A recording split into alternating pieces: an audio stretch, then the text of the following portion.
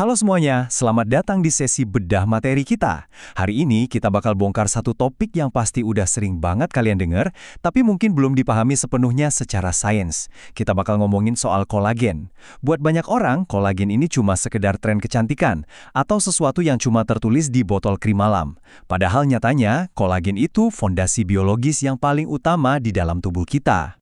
Pernah kepikiran gak sih kenapa ada dua orang seumuran, tapi yang satu kelihatan 10 tahun lebih tua? Buat ngejawabnya, kita harus geser sedikit cara pandang kita. Ini bukan cuma soal urusan permukaan kulit aja, tapi sains pasti tentang gimana tubuh manusia itu menua. Dan jawabannya ada jauh di bawah permukaan kulit kita. Oke, biar makin terarah, ini dia peta pembahasan kita hari ini. Mulai dari biologi kolagen, tanda-tanda kekurangan, ancaman gula, debat suplemen versus skincare, sampai ke strategi anti penuaannya. Kita langsung masuk ke bagian pertama, biologi kolagen. Kalau mau ngerti soal penuaan, kita harus lihat tubuh dari dalam keluar. Kolagen tuh jauh lebih penting dari sekedar bahan kosmetik. Ini adalah protein yang paling melimpah di tubuh. Faktanya nih, sekitar 30% dari total protein di tubuh kita itu adalah kolagen. Bayangin aja kolagen ini kayak lem struktural super kuat yang ngikat otot, tulang, sendi, dan jaringan ikat kalian biar nggak berantakan. Tanpa kolagen, struktur tubuh kita secara harfiah bakal runtuh. Dan kalau kita ngezoom ke lapisan tengah kulit kita, yang namanya dermis, komposisinya malah lebih gila lagi. Jurnal medis nunjukin kalau lapisan dermis itu isinya 70% kolagen. Protein inilah yang ngasih efek kencang, lentur, dan sifat elastis yang bisa mantul balik kayak kulit bayi.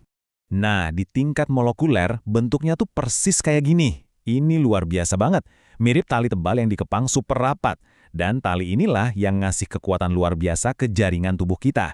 Tali pelindung ini dibentuk sama tubuh pakai asam amino, dan butuh banget yang namanya vitamin C, zinc sama tembaga buat ngunci kepangannya biar tetap stabil dan gak gampang lepas. Lanjut ke bagian kedua, tanda kekurangan. Sekarang, coba kita berhenti sebentar ngelihat mikroskop dan beralih ke cermin. Gimana jadinya kalau produksi lem ini mulai melambat secara alami pas kita ngelewatin usia 20-an? Berdasarkan data dari CNN Indonesia, gejalanya meluas jauh melampaui wajah kita loh. Keriput dan kulit kendur sih udah pasti jelas ya, tapi coba perhatiin tanda internal lainnya. Sendi yang mulai kaku dan nyeri, luka kecil yang kok butuh waktu lama banget buat sembuh, sampai pori-pori yang membesar, rambut menipis, dan kuku yang rapuh. Ini nunjukin kalau penipisan kolagen itu masalah sistemik di seluruh tubuh, bukan cuma urusan estetika doang ya. Masuk ke bagian ketiga, ancaman gula.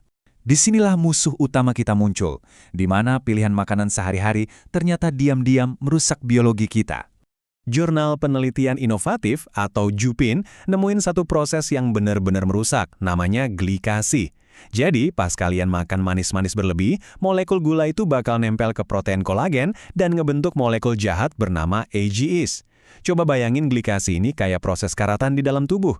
Tali kolagen yang tadinya fleksibel dan bisa mantul tadi, tiba-tiba jadi kaku, rapuh, rusak, dan kehilangan kemampuannya buat regenerasi. Biar lebih kebayang rusaknya, coba lihat data dari mikroskopi gaya atom ini. Secara fisik, gula itu bikin stabilitas struktur kolagen anjlok 15%. Nggak cuma itu, kekakuan jaringannya malah naik 20% dan panjang pembentukan jaringan barunya turun drastis sampai 30%. Jadi secara harfiah, matriks kolagen kita itu dilumpuhkan sama gula. Masih butuh bukti nyata?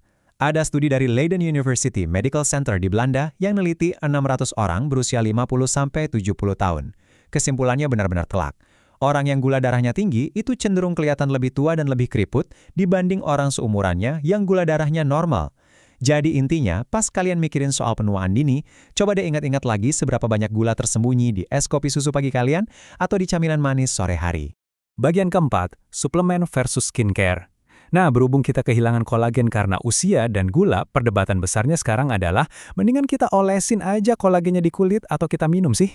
Menurut laporan dari Detik Health, dua-duanya ada gunanya, tapi cara kerjanya beda jauh. Skincare atau kolagen topikal itu emang jago banget buat melembabkan permukaan luar kulit. Tapi masalahnya ukuran molekul kolagen itu gede banget, jadi hampir mustahil buat dia nembus masuk ke lapisan dermis yang lebih dalam. Sebaliknya, kolagen oral atau suplemen yang diminum, itu kerjanya menyebar ke seluruh sistem tubuh dari dalam. Gini nih, perjalanan di dalam tubuh. Pas kalian minum kolagen, biasanya dalam bentuk peptida dari ikan atau sapi, tubuh bakal memecahnya pas lagi dicerna. Partikel super kecil ini kemudian jalan-jalan lewat aliran darah. dan nyampe ke lapisan dermis dalam waktu sekitar 14 hari. Begitu sampai, mereka nggak cuma sekedar nambal jaringan yang ada loh, mereka secara aktif ngasih sinyal ke tubuh buat merangsang pembuatan jaringan kolagen baru. Jadi dia benar-benar ngebangun ulang matriksnya dari dalam. Terakhir, bagian kelima, strategi anti penuaan. Terus, apa arti semua sains ini buat rutinitas harian kita? Yuk kita jadikan semua info ini jadi pilihan gaya hidup praktis. Ingat ya, nggak ada pil ajaib atau krim instan kalau dasar gaya hidup kalian aja masih berantakan. Melindungi matriks kolagen itu butuh komitmen. Pertama, pastinya batasin asupan gula biar kalian terhindar dari proses karatan glikasi tadi. Kedua, wajib banget pakai tabir surya buat ngeblokir sinar UV yang suka ngancurin struktur kulit. Ketiga, pastiin makanan kalian kaya akan vitamin C, zinc, dan tembaga. Dan kalau kalian milih untuk pakai suplemen, penelitian klinis nyaranin dosis peptida antara setengah sampai 10 gram per hari secara rutin buat ningkatin elastisitas dan hidrasi kulit. Tahu gimana sains di balik penuaan itu ngasih kita kendali lebih. Bertambah tua itu emang pasti, tapi seberapa cepat itu terjadi, nah itu seringnya ada di tangan kita sendiri. Sebagai penutup, saya mau ninggalin satu pertanyaan nih buat kalian. Kebiasaan tersembunyi apa sih yang diam-diam lagi ngerusak kolagen kalian hari ini? Coba deh dievaluasi lagi rutinitasnya, terapin ilmunya, dan mulailah investasi buat fondasi biologis kalian. Sampai ketemu di bedah materi selanjutnya, teruslah belajar dan tetap penasaran.